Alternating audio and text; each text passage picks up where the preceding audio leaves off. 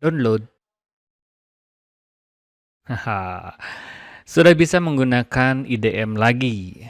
Selamat, Anda sudah kembali bisa mendownload.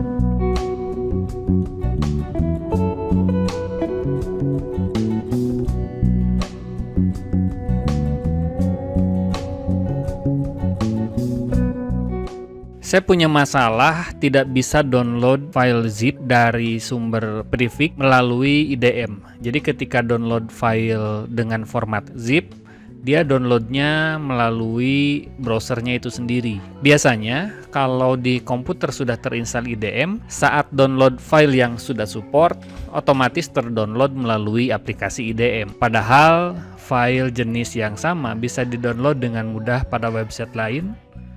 Dan ya itu aneh lah.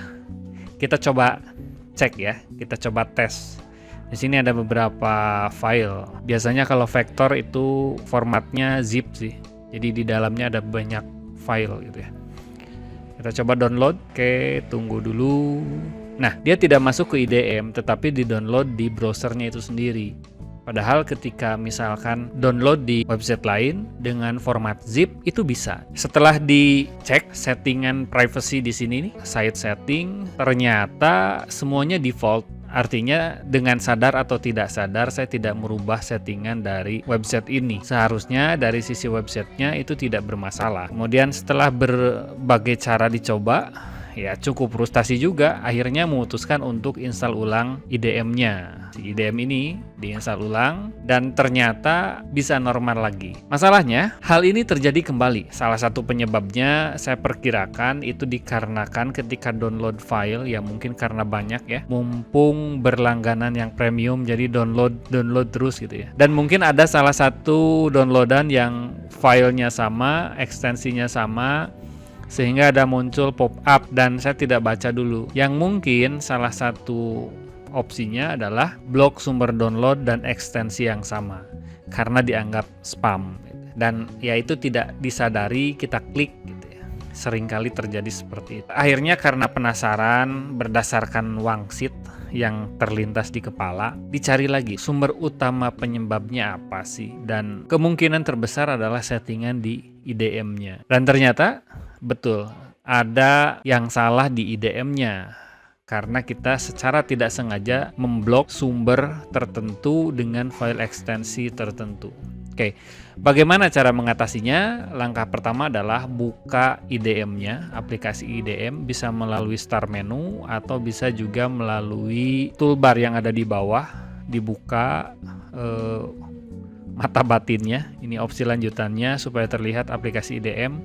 Klik IDM-nya, lalu kemudian pilih menu option. Ada di bagian tab sini ada tulisan option. Nah, setelah masuk di optionnya, kita cari tab file type. Nah, di sini lalu kemudian edit list. Nah, ini adalah website-website yang oleh sistem IDM itu diblok.